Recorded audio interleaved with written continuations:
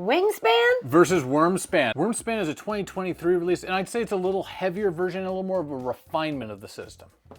But Wingspan's based on real boards, and it's the original.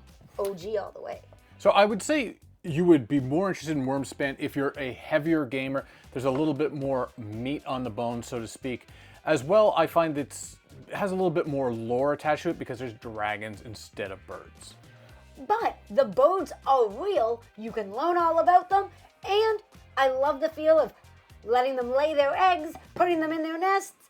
So for me, I'm definitely a Wingspan girl. I would say one of the reasons to go to Wyrmspan is it's had more time. The developers, Stonemaier Games, they always do a good job of essentially kind of updating as they go with expansions.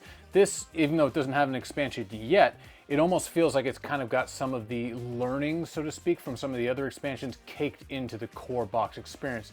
But you are paying for it, as the MSRP, I think, is about an extra 60% over a Wingspan. Now, Wingspan, as Matthias just stated, already has expansions, so if you do like to play at 2-player, the Asia expansion is phenomenal for that kind of gameplay, and Oceania's out, so there's so many cards, you're always going to get that different feel because you can't just wait for a certain board to come out.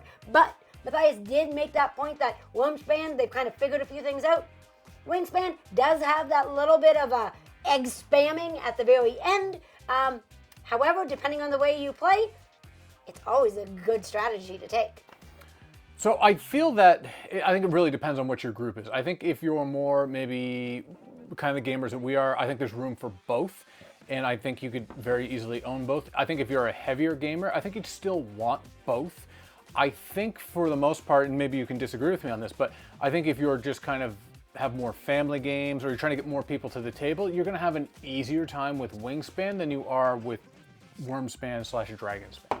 And I think also if you are introducing, let's say, a slightly heavier game to people who are used to family games, Wingspan is definitely more approachable, and with boards and the beautiful artwork, you can get just about anybody to give it a try. And then if they're not going to learn a lot of games, you do have the expansions to add that variability. Whereas Wyrmspan, as it stands right now, it only has the one version and it is a little bit heavier. There's a little bit more of a learning curve to figure out where dragons can go. I think that there's a little bit more management and heft to the learning. So it's going to take a little bit more to get that one to the table. So for our collection, both games are definitely going to be staying on the shelves. However, if you're going to dive into your first game like this, I would say go with Wingspan because then you have the variability of adding expansions or upgrading into Wyrmspan. So there's all kinds of flex there. But if it's your entry-level game, I would say Wingspan still. Yeah, I think I agree with that. I would think if you already have Wingspan and you like it, and you want something a little bit heavier, you have a couple option routes. You can go along the path of getting the expansions, or you can get Wyrmspan. I don't think you can go wrong at all within this system. So, get as much of it as you feel comfortable getting.